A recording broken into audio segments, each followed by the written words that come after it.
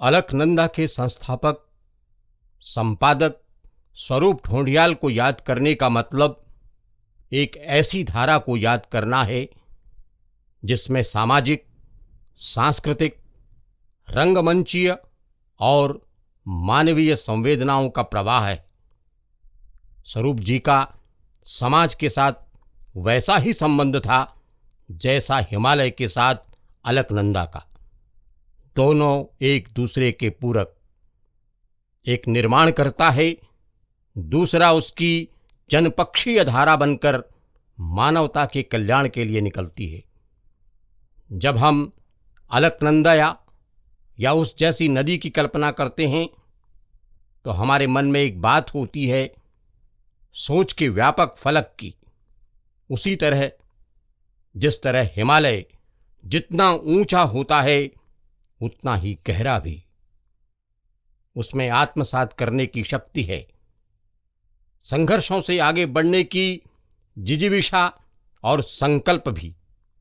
उसकी दृष्टि व्यापक है, सरोकार जनपक्षीय, छोटा बड़ा कुछ नहीं, अंदर बाहर का तो सवाल ही नहीं, तेरा मेरा तो छू भी नहीं सकता। जिस तरफ निकले अपने ही मिले, चेहरे पर दृढ़ मुस्कान। अडिग हौसले हम हिमालय से पाते हैं, उसकी धाराओं में पाते हैं फैलाव का दर्शन। हिमालय की अवधारणा को आत्मसात कर विचार की अलकनंदा प्रवाहित करने वाले व्यक्ति का नाम था स्वरूप ढोंडियाल, असली हिमालय पुत्र। उनको याद करने का मतलब है उत्तराखंड की सामाजिक और साहित्यिक यात्रा के एक युग को याद करना। स्वरूप ढोंडियाल 60 के दशक में कहानी आंदोलन के दौर के उन रचनाकारों में से हैं जिनका साहित्यिक क्षेत्र में महत्वपूर्ण योगदान है। 27 सितंबर 1935 को ग्राम ढोंड, पट्टी ढोंडियालसू, जिला पौड़ी गढ़वाल में जन्मे स्वरूप ढोंडियाल की पहली कहानी 1958 में उस समय की चर्चित पत्रिका मनोहर कहानी में प्रकाशित हुई थी। भारत की प्रमुख हिंदी पत्र पत्रिकाओं में उनकी लगभग 300 कहानियां प्रकाशित हुई। उनके 2 कहानी संग्रह नाम काट दो और मैं क्यों नहीं हूं प्रकाशित हुए। कई कहानियों का गुजराती, मराठी में अनुवाद हुआ। आकाशवाणी से उनके कई नाटकों का प्रसारण हुआ। उनका उपन्यास बूंद बूंद पानी का धारावाहिक के रूप में अलकनंदा में प्रकाशन हुआ। उनके 2 उपन्यास छूटा हुआ किनारा और लौटा हुआ सिद्धार्थ प्रकाशनाधीन हैं। उन्होंने पर्यावरण पर कई डॉक्यूमेंट्री का लेखन और निर्माण भी किया।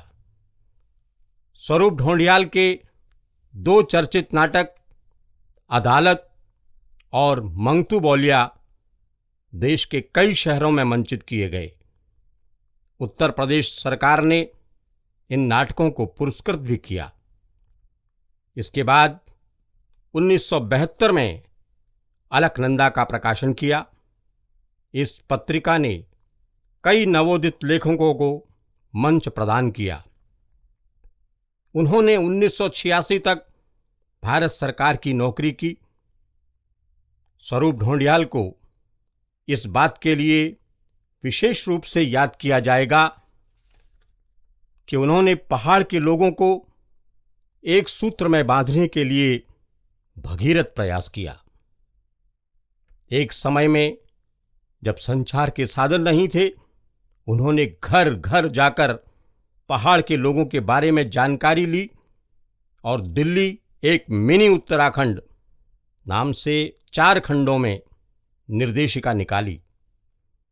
उस समय यह निर्देशिका पहाड़ के लोगों को जानने समझने का ज्ञानकोश था। ऐसा ही प्रयास उन्होंने मुंबई में किया। वहां के प्रवासियों के लिए शिखरों के स्वर, सागर के तट, निर्देशिका प्रकाशित कर लोगों को जानने समझने का मंच दिया। स्वरूप ढोंडियाल ने अपना पूरा जीवन जन सरोकारों के साथ जिया।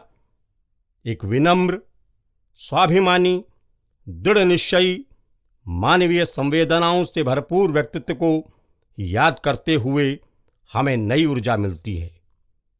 15 जुलाई 2002 को उनका देहावसान हो गया था। उन्हें विनम्र श्रद्धांजलि। उनकी प्रवाहित अलकनंदा यूं ही बहती रहे, यही संकल्प है।